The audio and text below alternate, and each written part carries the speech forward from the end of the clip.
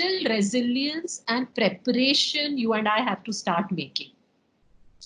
I'm a very positive person, let me tell you, and I believe that maybe if we are lucky enough out that this was not a common flu, and which and the total numbers will be just the same as the numbers that have happened every year when people have died of flu in the US or in Europe. So I hope that, but even if it is that, the way that we have treated it, the lockdown, etc., will have fundamentally changed how we think. It's already impacted supply chains. It's already impacted our clients to a scale not imagined. So even if we come back to the situation and say, oh, finally it was just another flu, why did we overreact? But this overreaction is going to cost us dear, and is going to change how our behaviors are going to happen. So let me take you through what I believe is going to change at a global level. And I think there are going to be three fundamental changes at the larger global level. So the first change is that this whole fight that was happening between globalization and nationalism, those lines are going to get hardened, and the gaps are going to get increased. We've already seen in the last 10 years the rise of the nationalist leader, Mr. Modi, Trump, to a certain extent, the French president. All of them come from this thing that my country first, globe later.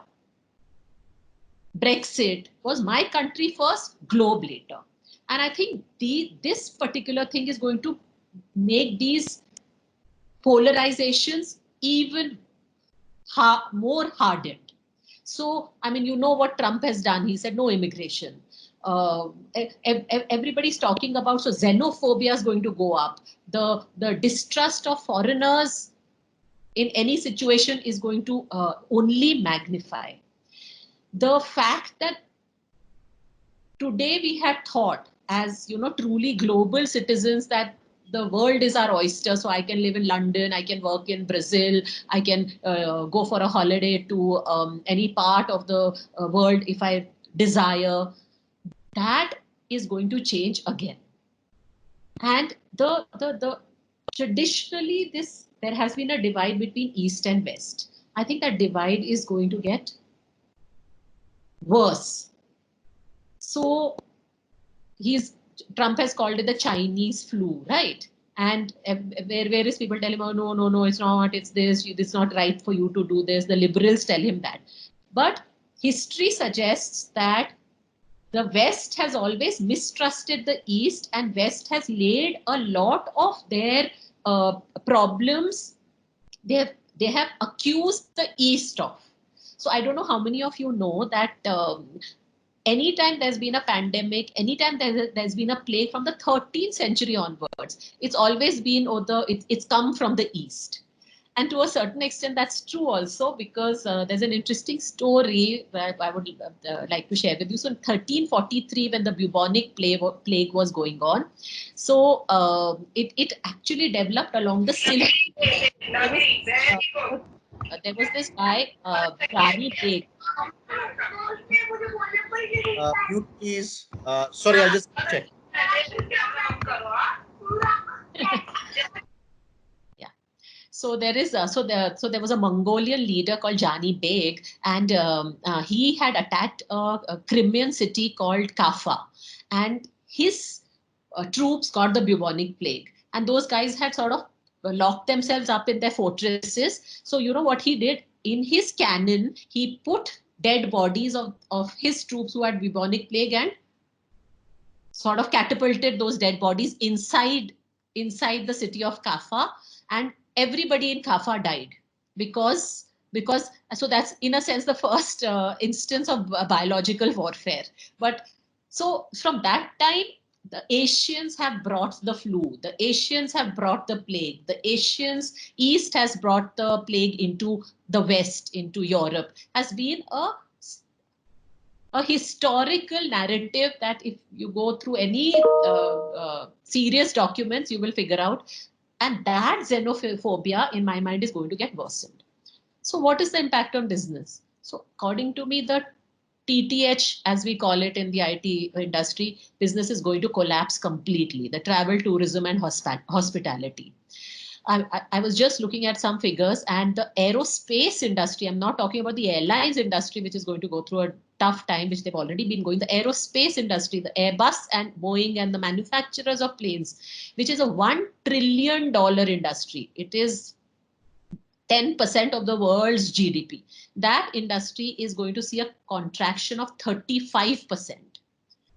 Nobody's wanting to buy planes. People who had ordered planes, and when you order a plane and you say that I'm not going to buy it, there's a huge penalty. They have refused to take the take delivery of the planes. So, and just see the impact. So we talk of aerospace, we talk of airlines, we'll talk about hotels, we are talking about anything that is associated with the travel, tourism, and hospitality industry. That is going to take years to get back to normal, because you are not going to get visas as easily. People are going to question. There are going to be huge queues at the airport, even if you want to go from one city to another, forget one country to another, because the number of tests that you will have to go through to enter a country are going to be immense and humongous. And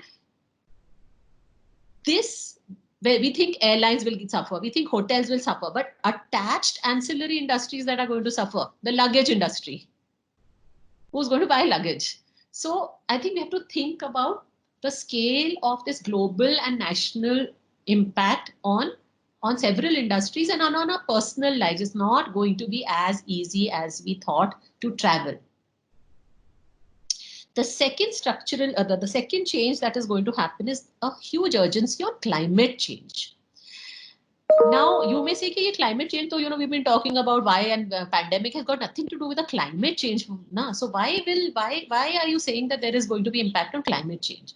And I think the reason is as follows. So all of us know climate change is coming, but because it's not like this pandemic which is urgent and important, and therefore we have to deal with it now. It's something that is happening in the background.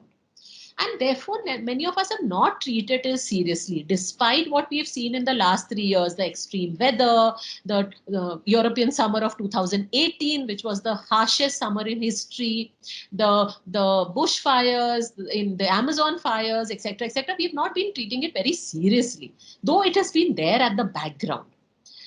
Why have we not treated it seriously? Because again, the global narrative, there are two things that have been going on in the globe.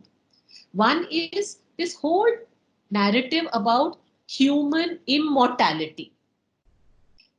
It is said that the child who will live for 200 years is already born now. There are children who are already born in this world who will live for 200 years.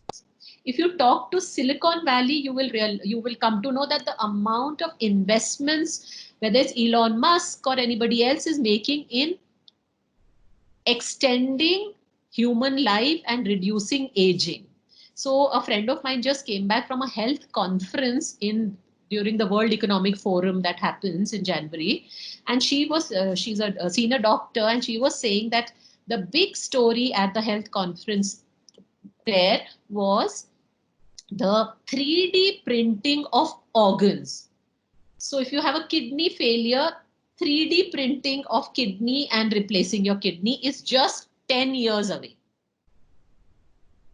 So all the narrative has been the aging is going to reduce, human life is going to extend. So human immortality, and obviously that's a very positive story. So we are very, very happy to hear those kind of stories. Simultaneously, paradoxically, the other story that has been narrative that has been going on is about human vulnerability.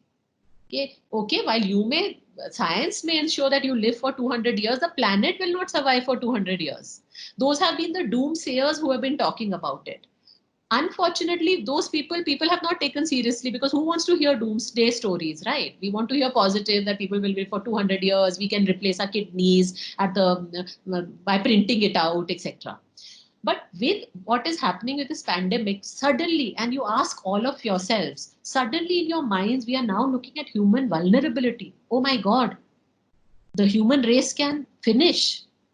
And when this thought starts coming up in our minds, my God, the human race can finish, we start looking around ourselves and say, "Okay, what will cause the human race to finish? A pandemic, climate change, a nuclear war," and we start taking these things seriously. So I think a very strong emphasis on climate change, a lot more people worrying about human vulnerability, a lot more people now identifying what can cause mankind to either disappear or go through another through this kind of a complete stop, and work will start happening far more aggressively on these things, which is a very good thing to do. I think we all have to be cognizant not only of the desire to be immortal, but also that we are hugely vulnerable at this stage. I think that's the second thing that is going to be the impact of the pandemic on the globe. The third thing is going to be the structural change the world is going to go through. So any crisis of this nature in the last so many years has resulted in a structural change. So for example, the Black Death, the bubonic plague, when it happened in 1347, it resulted in the end of the British feudal system because there were no laborers left to work in farms. So all those big knights and all the big, the so-called royalty, the British royalty sort of ended because they couldn't maintain those huge houses and lands because there were no laborers left. So feudal system collapsed then. The First World War accelerated the cause of working women. So men had gone to work, had gone to fight. There were no men left, able-bodied men left. So women, for the first time in the First World War, started working in factories, started working in farms, and that sort of accelerated the cause of working women. That was another structural change. 1918, after the Spanish flu, the European public health system was developed. So at that time, they didn't have a public health system, the NHS, etc., etc. After 1918 Spanish flu is when all of them passed policies and laws to start the public health system. So there have been structural changes immediately after any such large crisis. So what is the structural change that can possibly happen in the world after this crisis? And the structural change that I believe will happen is there has been this huge mismatch, or there's been huge inequality. We know in the last so many years, the rich have become richer and the poor have remained where they are, despite the world becoming better off. So if currently there are 7 billion people approximately in the world, the way they are distributed is as follows. 1 billion people earn $1 a day, and they are considered to be below the poverty line. Most of them stay in Africa and Asia.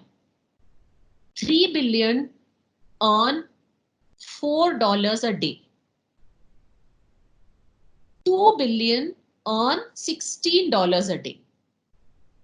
And then the 1 billion earn $64 a day upwards, which is people like you and me. So that's the top end, the 1 billion.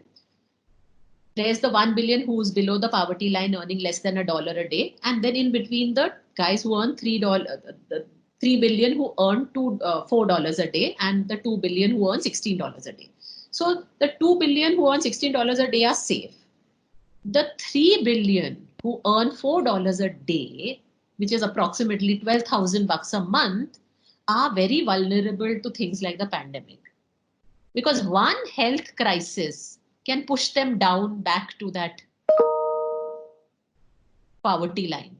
One crisis in their lives, one health crisis, somebody's got a heart attack, somebody's got cancer, somebody's got a difficult pregnancy, or that pushes them down, because 12,000 is just about managing to, they don't have any savings.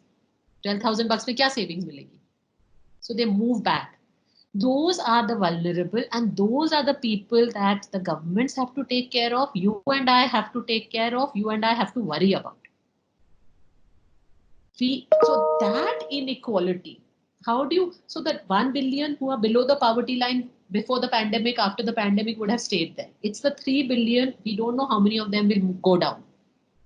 And how can we? So I think when we as people who worry about the country, who call ourselves liberal, socialist, people who desire that everybody is more equal, you and I have to ask the question, okay, what can we do to those to help that those 3 billion don't slip off? So these really are the three large global changes. Now coming to what's going to happen in business. So everybody's talking about that there'll be a contraction. People are talking about a 3% contraction at of the GDP. But this is of the world's GDP. With India's GDP, I mean, growing at 1.9. Emerging markets will degrow by 1%, world GDP by -3%. But as I said right in the beginning, it's 3 times as worse, 3 times as much time, 3 times the effort. So I don't think it's going to be -3%. This did not account for the oil shock.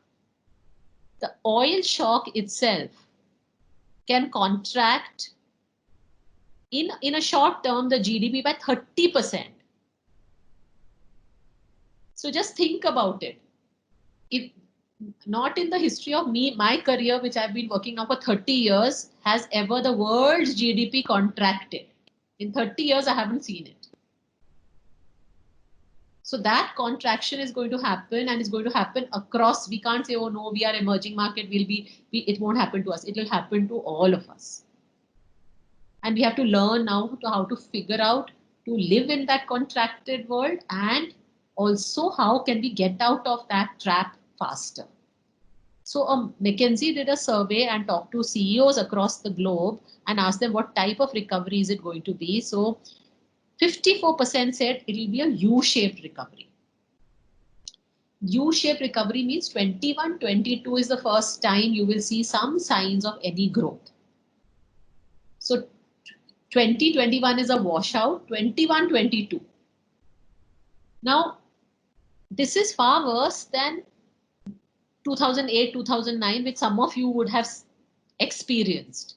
So, for example, I remember I was running Radio City at that time, and 2008, 2009, radio industry and Radio City had been growing at 16%. There was a sharp degrowth, and we degrew by 11% in 2008, 2009. 2009, 2010, we were back to plus 30%. So -11 plus 30. So it got neutralized. It was a very, very sharp V. वो नहीं होने वाला इस time. It's going to be a U, and we also don't know how long the bottom of the U will last. It may be 2 years, it may be 3 years, but mentally you and I have to be ready that it is going to be a U. It is certainly not going to be a week. एक दिन COVID खत्म हो जाएगा, all of us will be back and growth will happen. Our advertisers will start spending, etc., etc. Because finally, to get growth back, you need to increase consumption. ये liquidity की story नहीं है, ये central bank interest rates की story नहीं है, ये कुछ नहीं है, which is what happened in 2008, 2009. This is a story of increasing consumption. To increase consumption, you need to have jobs. Where are the jobs? You talk to any CEO. So I was talking to an infrastructure CEO. He said, Abhi, I've got my laborers in a camp, but I can't do any work because I don't have cement, I don't have steel. When my cement steel supply chain starts opening out and I open out the camps, my laborers will first run away home. They will all go away to their gaon. By the time they come back, it will be monsoon. So anyway, I can't do any construction. So this impacts the infrastructure industry, the construction industry, the real estate industry. The FMCGs are saying कि मेरी factory में लोग नहीं है. अगर लोग हैं तो मेरा रॉ मटेरियल नहीं आ रहा है. अगर रॉ मटेरियल आ रहा है और प्रोडक्ट हो रहा है, my supply chains are broken down, I can't, my shops में मेरा सामान नहीं बिक रहा है. तो to reinstate all this is going to take some time. So I think we have to be prepared for that. And the jobs, when they go away, they don't come back overnight. You know that we have still 2016 demon effect is still playing out in 2018-19 in terms of job losses. And then this is going to be even worse. So after all this, you know, harsh data that I've been sharing with you, scary thoughts that I've been sharing with you, what do we do as individuals? And the last 5-7 minutes, I want to spend talking to you about what you and I can do. So should we just say, अरे दुनिया तो बर्बाद हो गई, and you know, fatalistic Indian mentality, अब क्या करें, अब तो बस गया, कुछ भी गया, अब कुछ नहीं कर सकते, और say कि no, after all, life is about hope, life is about human resilience, life is about what each of us do, right? So I personally think that in life, anything that comes your way, whether it is a crisis, whether it is the people you meet, whether it is the organizations you work with, it's either a lesson or a blessing. So, good things in our life are blessings, not such good things in life are lessons for us. So, what are the lessons we need to learn out of all this so that we can deal with life after COVID better? So I think there are 2-3 lessons that I think thoughts I want to leave behind with you. So Arijit was telling me that all of y'all, the average age would be between 25 and 30, 35, most of you. You are the millennials of the world, right? So, and I don't think any of you have seen something like this earlier. See, we grew up, remember we were growing up in the 70s and 80s, right? So tab to kuch hota hi nahi tha. You never had enough money. You just managed a good education. Then you worked very hard, and then you got a job. You were very grateful to God कि मेरे को तो नौकरी मिल गई, and then you stuck to that the agency or company because thank God मुझे नौकरी मिल गई. For you, life is, so we have been brought up to be prudent and savings oriented, etc., etc. Our children have not been brought up like that. They grew up in an era of plenty, as many of you have grown up. It's very clear that you are doing better than any of your parents did, right? So, and you had things easier. I'm not saying very easy, but definitely easier than what your parents would have gone through. So what will you do? How will you deal with a life which is suddenly becoming so tough, where there is so much insecurity? And I'm sure there is insecurity in your minds about jobs. There is insecurity in your minds about income. There is insecurity in your minds about health. There is insecurity in your mind about your family, about your lifestyle. What will you do? So I'm not here to tell you, okay, oh, everything will be okay. So because everything is not going to be okay. But can we recover? Of course we can recover. And I think as individuals, 2-3 things that you have to think about. Ek to, what our parents always taught us, that savings is a good thing. Right? Now we are not used to, we earn 30,000 rupees and we spend 29.5 thousand. Okay? We are not used to saving because you think, हाँ कल भी तो मिलेगा 30,000, परसों भी तो मिलेगा 30,000, उसके दिन के बाद भी. But now we are seeing an era where ऐसा नहीं होगा. So organizations which have been prudent, individuals which have been prudent.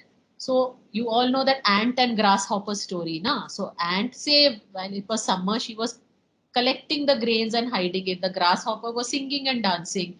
Then when winter came, he never had money, food to eat. So winter has come. Now, many of you will be prepared. Many of you will not be prepared. But never mind. Even those who are not prepared should start now thinking seriously. Okay, if I must learn to save 30 to 40 to 50% of my salary, and I'll tell you, it is possible. I started off working when I used to earn 3,000 rupees a month. उसमें से 1,500 रुपया मेरा जाता था rent में. Even out of the balance 1,500 रुपया मैं 500 रुपया बचाती थी हर महीने. So it's not that you like now she must be earning so much, so it's easy for her to say कि save karo. But I never earned like this when I was working, na, when I was your age, but 500 रुपए हर महीना बचाती थी, which helped me later on. So I think that savings mentality is a very important thing for all of us to start off with, whether it is a individual or whether it is an organization. So I remember Radio City ka when we had these next level of licenses and all the Bombay Delhi licenses were going at such high prices, I said, I'm not going to bid. I'm not going to spend 120 crores per license. So, whereas my competitors, all of them bought the second license and saying, oh, we are going to grow so much. We've got 150 crores. मैंने डाल दिया Bombay में, Delhi में. Today, that 150 crores is proving to be very dear to them because they used up their cash resources for those to buy those licenses. I have 200 crores of reserves in Radio City. So whether we get any revenue or not, we can run our business for 2 more years without even a single paisa in revenue. How many organizations can say that? And those are the organizations who are going to find it very tough. जिनके पास cash reserves नहीं है, cash balances positive नहीं है, debt है. And same thing with individuals. So I think this mental discipline of savings is a very good discipline our parents tried to push down our throats. We didn't listen to them. It's never too late. Start now. Start now because this pandemic may end. It may not have, you may still have your jobs. We never know what is going to come 3 years later. So I think that's one thing. The other thing is that anytime any situation comes, it's a time to pause, as Rachna and I were discussing, and reflect. Now, if you remain so you were 25 and pre-COVID and post-COVID, you have not changed in some manner as a human being, this COVID would have been a waste. So what is your reflection? What are you going to think about? क्या तुम better करने वाले हो? How, and it's not about you as individuals alone. It's not about you thinking, मेरी next promotion, मेरी next salary. It's also, as I said, about, are you thinking seriously about your planet? You are the ones who are inheriting the earth. What are you doing about it? Are you seriously thinking कि चलो मैं अपना transport की जगह public transport use करता हूँ, public transport की जगह मैं साइकिल करता हूँ? Are you putting pressure on your organizations? कि think more about work from home. Think more about how we can save our planet through reducing waste. I see, you're out of home. I see a lot of मेरे घर के बाहर ना every year in December 3 marathons happen because I stay in BKC in Bandra. I look down from my window. सारी जो marathons हो रही होती हैं, after the marathon gets over, there are dirty plastic bottles, cups left all over, and it takes 3 to 4 days for people to clean it up. So, and I get so angry because the roads are littered, and this is a very high income area. The people who are running the marathon are not people who don't know about these kind of things, but there'll be plastic, there'll be filth on the roads. So I started telling my own event company, activation company, कि तुम्हारा अगर मेरे को कभी भी सुनने में आया कि तुमने इवेंट किया है वहां पर तुमने कचरा छोड़ के गए हो, don't do that event. So are we thinking those kind of thoughts? कि we conduct an activation, we conduct an event, after that हम क्या वो जगह को कैसे छोड़ के जा रहे हैं? Are we teaching our clients that? Are we teaching our children that? So I think that climate change, what you can do to save the earth, and I'm not speaking from a high, I'm telling you what I'm trying to implement in my own organizations, in my own family, everywhere. Because this is a reality.